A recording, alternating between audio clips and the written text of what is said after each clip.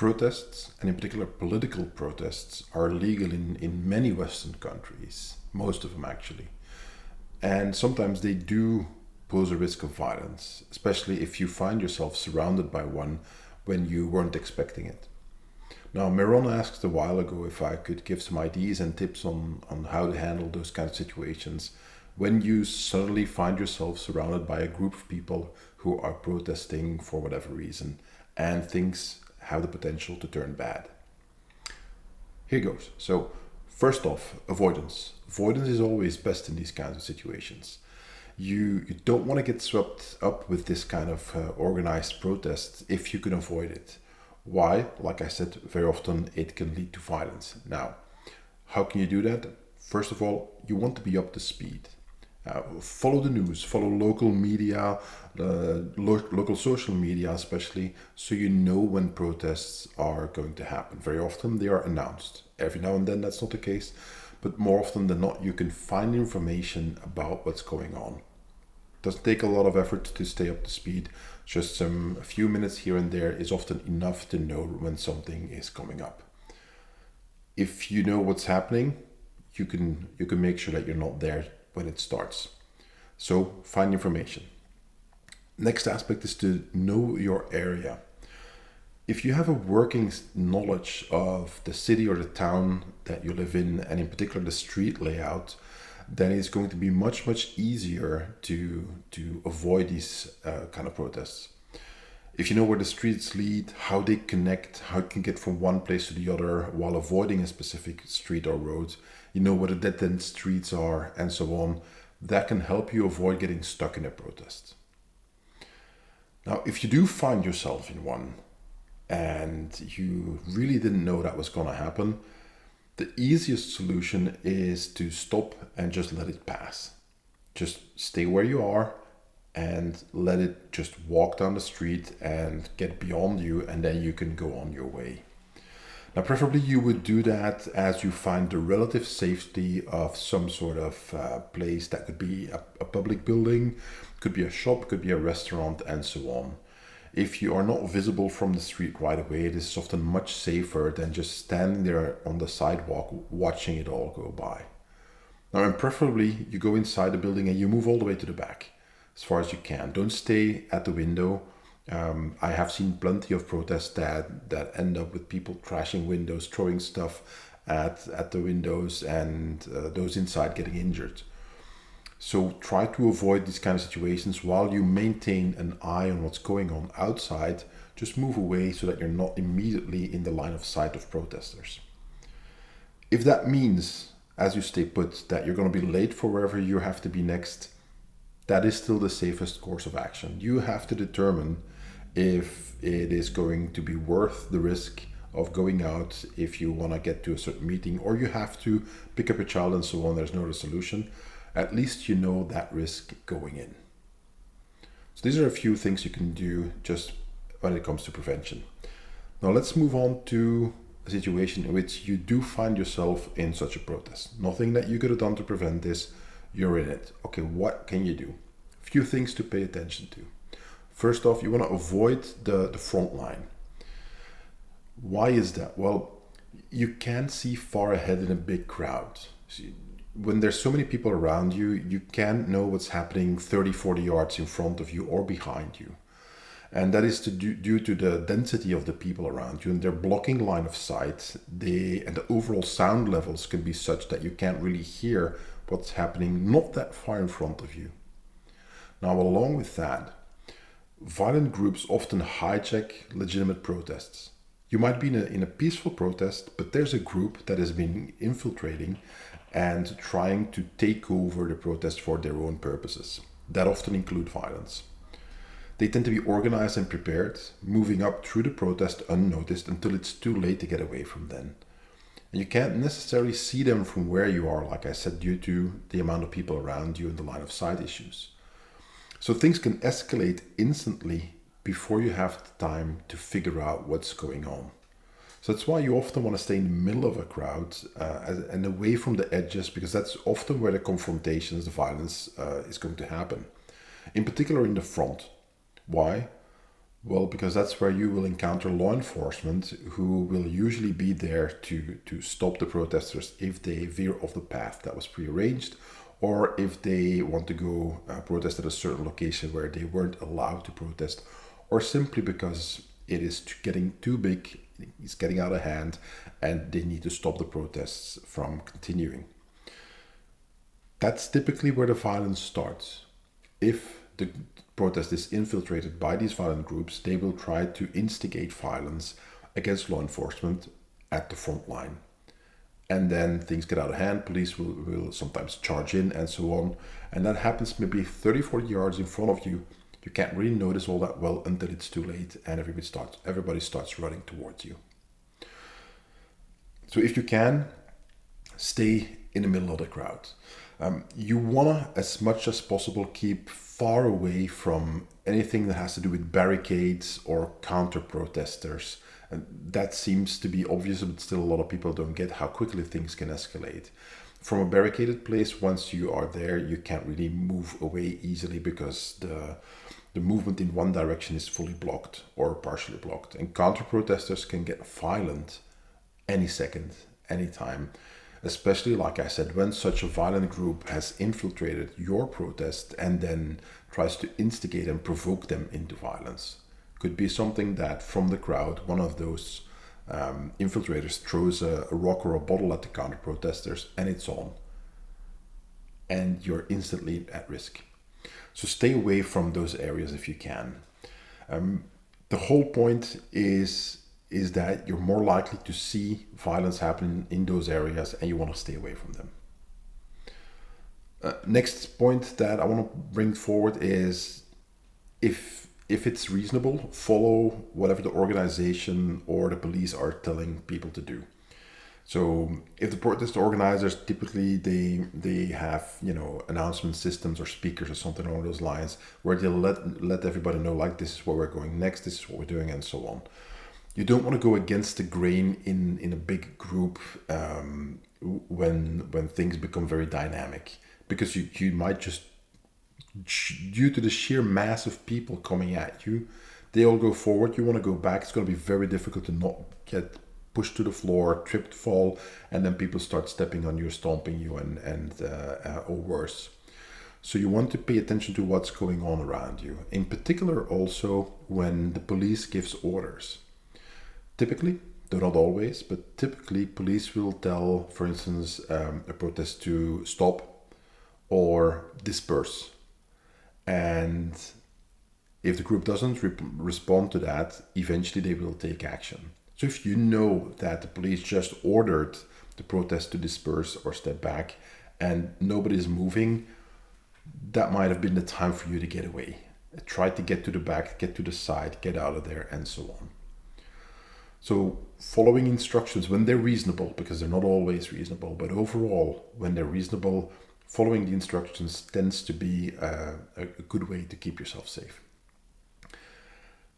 Gets a little bit more tricky, but if you find yourself in a peaceful group, that might be a better place to hang around, surrounded by those people. There's no guarantees it's going to stay peaceful, but for instance, look at the signs they're holding. If they are holding signs that say death to whatever thing they're protesting, maybe these are not the right people to hang around with. So be aware of who you surround yourself with and make sure that they seem to be, as far as protesters go, the relative peaceful kind. Again, you're in a situation where there's often no absolute guarantees anymore. So we're looking for different aspects that can increase our chances to stay safe. If you want a guarantee, buy a toaster or buy a microwave oven. They come with guarantees. When it comes to violence, none of that exists. So what else can you do? Well, look at a group. Well, if you see that there's people that start yelling insults and shouting and so on, in particular to law enforcement or to counter protesters, or they're blocking traffic and so on, get out of there, because that typically tends to attract conflict. Like I said, the infiltrators are likely to be in the spots where these kind of escalations happen. So understand that these groups hijacking protests is very, very common nowadays. So you want to be aware of that at all times. What else? Next up, try to plan for multiple exit routes. You want to get out of there as quickly as possible. Like I said, if you know your city a little bit, you get swept up, but you know that that side street coming up in like 100 yards is going to help you get to wherever you need to be or to another place that might be safer. Look for those exits and alleys, side streets, shops, restaurants, public buildings, all these kind of places where you can go into until the protest has passed.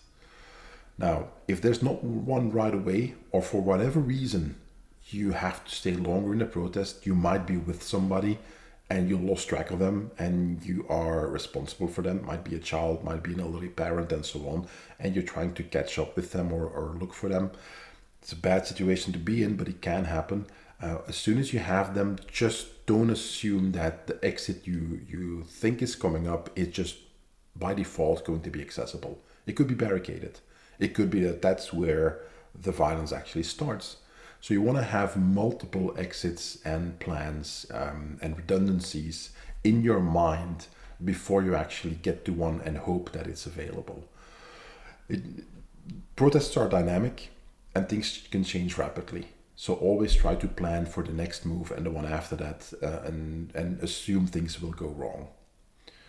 Now, all this is going to help you make quick decisions once things get unsafe and escalate to violence. Next point, you have to know when to leave. And this is difficult. Again, you might be in a protest that you didn't want to be in, but let's say that it is a political protest of the party or the side that you agree with. You have the same principles and opinions, and you feel like, yeah, these are my people. Doesn't mean that it won't escalate into violence.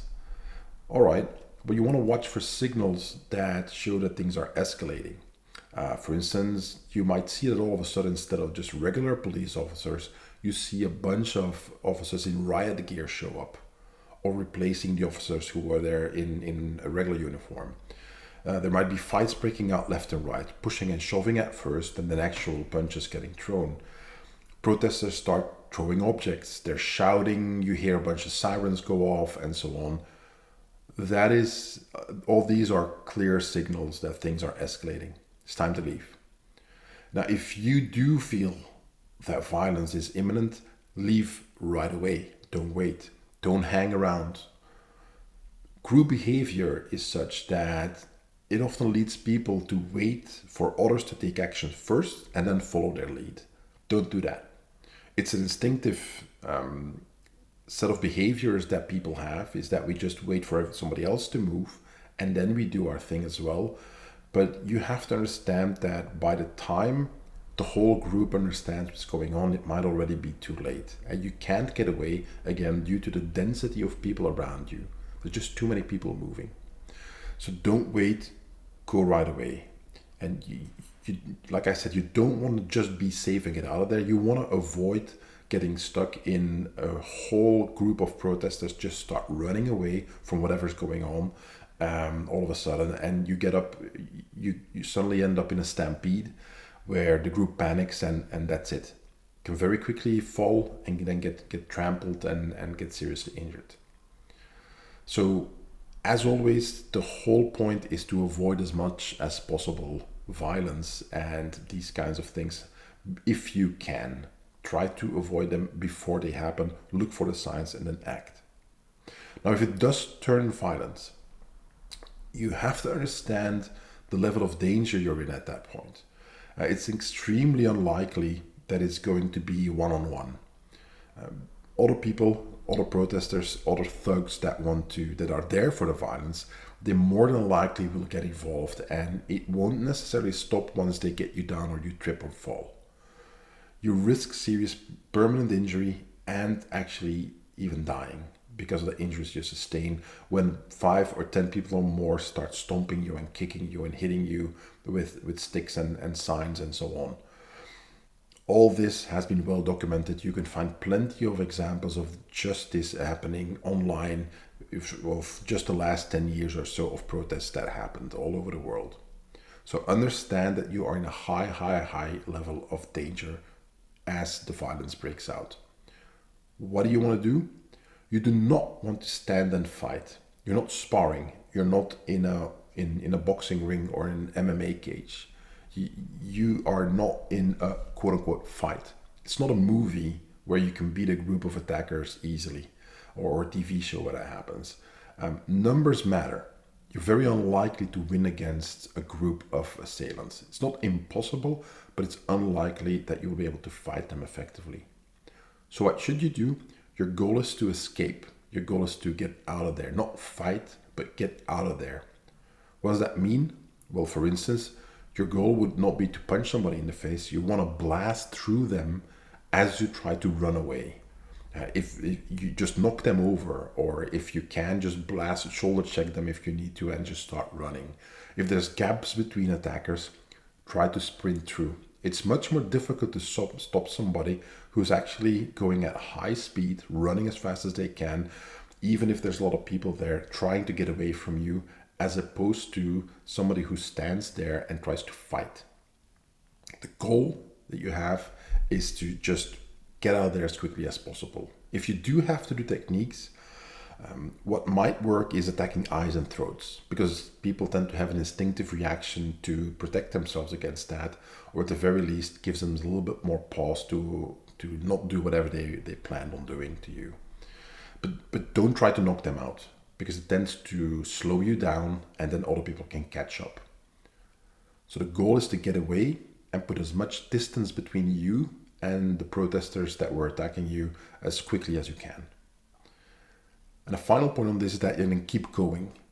Don't stop. Just because don't assume that it's over if you just put like 50, 60 yards between you and them, because they might still be coming after you. You just can't see it well due to all these people around you. You're safe when you're back home, and even then sometimes. But typically, once you're home, then it's time to relax.